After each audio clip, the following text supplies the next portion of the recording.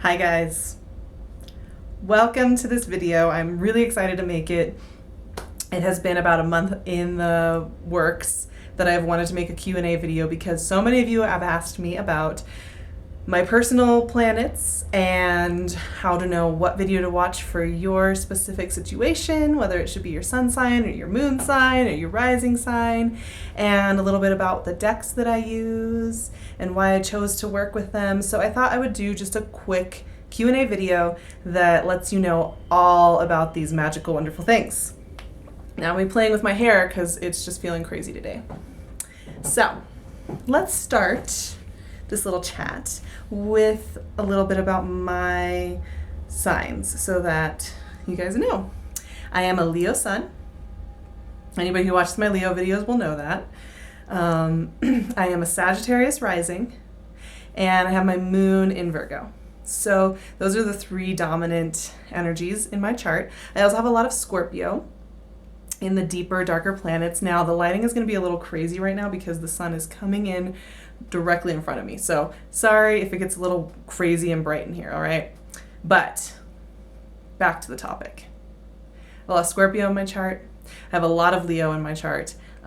So, you know, that's a little bit about me. Explains a little bit about the way that I am. I'm very fiery and passionate and bright and bubbly, and I want things to be fun and exciting and dynamic. So a lot of you want to know what the difference between your moon sign and your rising sign and your sun sign are and how to know what they are. First of all, the easiest way to find out what those are is to just go on something like astro.com. I'll put the link for that below. They do a free chart for you. You just put in your birthday, birth time, where you're born, and it'll do all the calculations for you. Your sun sign obviously is the month of the year you were born. It's commonly the thing that you hear about in pop astrology, right? You know, everybody often associates with their sun sign, and that's because your sun sign is really about how you just naturally are in the world without thinking about it too hard. It's just there in people's faces for the world to see, and it's often, you know, just very natural to you. It's a part of the natural way you deal with the world and the way that you react to the world and the way the world feels for you. So, you know, if you're born in August, you're probably a Leo. You might be a Virgo. If you're born in March, you're probably a Pisces. You might be an Aries. So, you know, that's the general one. Very easy to figure that one out. Your rising sign has to do with the exact time of your birth. So a lot of people don't have this for whatever reason because nobody filled out the paperwork, or they just made up a time, or it's just kind of a general time, like sometime in the evening. A lot of people have that. But if you do have the exact time, that's going to be the energy that's rising over the horizon at the time of your birth. And it changes throughout every single day. So, you know, for me, my Sag rising, I was an afternoon baby, and that's what was rising for me. So your rising sign is a lot about how you put yourself forward into the world, how you actively put yourself into the world, kind of that more ego, reputation-based vision of yourself and what you want to be accomplishing in this world. So it's a lot more of a conscious part of your body, but some people really associate much more deeply with their rising sign than others.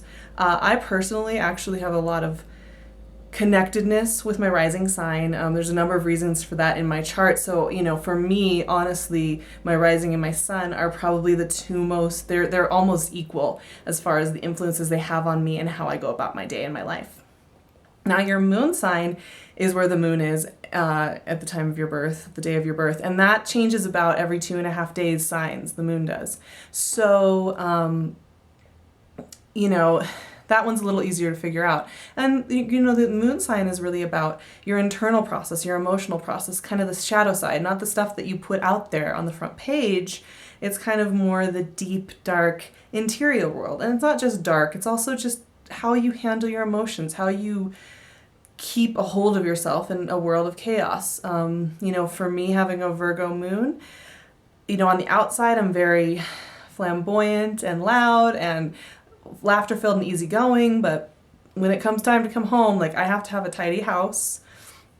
For me to feel relaxed and calm and emotionally centered and I need to have things put away and kind of just feel that I've like taken care of my business for the day. If I have emails piling up or I have laundry piling up, I don't feel at ease and I find it harder to connect with people. So that's something that manifests for me as my Virgo moon. So those are kind of the three things. If you're having questions about what you should personally watch, I suggest just try watching videos for all three of those signs in your chart and see which ones really resonate with you. You know, a lot of times astrologers say people that are born at night are a little bit more connected with their moon sign. I was a daytime person, so for me, my moon sign's a little bit more secondary. Personally, for me, my sun and my rising are they're both at the table. And you know, you'll get a feel for that. Some people really are deeply connected with their sun sign, some people with their moon, some with their rising. And the best way to really connect with that is just do some research. Have fun watching, you know, my videos every month, you know, try all three or watch other people's and see what starts, oh, that makes sense for me. That clicks into place and you'll kind of figure out which ones are the most dominant for you. So that covers that because I know a lot of people get confused about what they should be watching and what they should be focusing on. And all of my videos really do resonate with any of those because if you're part of that energy and you're part of that collective experience, it's going to connect with you on a heart level and you'll know it. All right, so a lot of people want to know what decks I use. First and foremost, I use the Rider-Waite deck here that I have. I've had this deck my entire life. It was passed down. My mother received it from a friend who had owned it for many years, and then I received it from her. So this deck has been in my entire life. It has been here. It has very good energy. It is very grounded. It is very kind. It is very patient. It is very much a clear, safe space for me to work. And that's why I use this primarily in most of my readings, whether it be with you guys on YouTube or when you book a personal session with me. This is where I always start. Oh, and look at that, Knight of Swords. That's fun on the bottom. Everybody thinking some deep thoughts right now? I'm filming this while we're still in Pisces, and it is a deep time. So yes, this is the deck that I use first and foremost, because it will always give me clarity and groundedness and reliable information.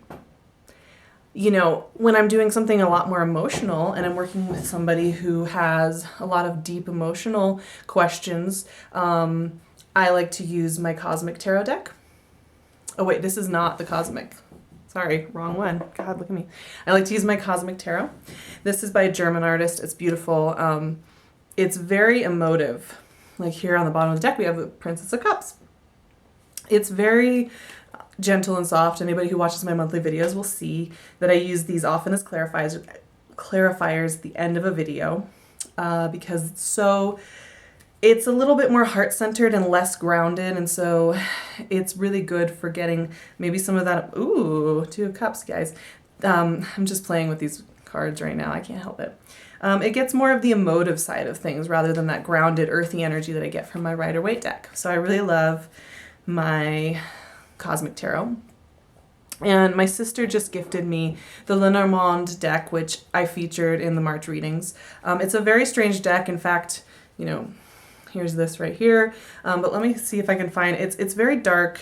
It has a lot of dark undertones. It has a lot to do with revolution and insurrection and destruction and a sense of identity. And so it has a destructiveness to it and kind of a frenetic energy that I prefer to use if I'm going to do shadow work or I'm going to do something really heavy or I'm working with somebody who's a little bit more it has a little bit more of that heaviness in their mind. But it's beautiful. It's a beautiful deck. I'm trying to find one of the cards that really showcases kind of the style and what we're dealing with here. It's Napoleonic and revolutionary in nature, and it has kind of just a very sinister, here's, you know, obviously death is always kind of a sinister card, but here you can see that revolutionary insurrectionary energy. You know, it has a lot to do with emperors and dignitaries and people in power. So it's not a deck that suits well to asking questions about the softer side of life. It's very much about the harsher edge of life. And that's why I use it more sparingly, because it will tend to give harsh answers. And I only want to use that in a scenario where somebody is ready for that or excited about that or wants to go there with it. So those are the 3 decks that I have. I do think about getting other decks, but honestly, there's a point at which, you know, the work isn't about having all the shiny decks in the tarot rainbow, because there are so many. I mean, there are literally hundreds of decks you can have.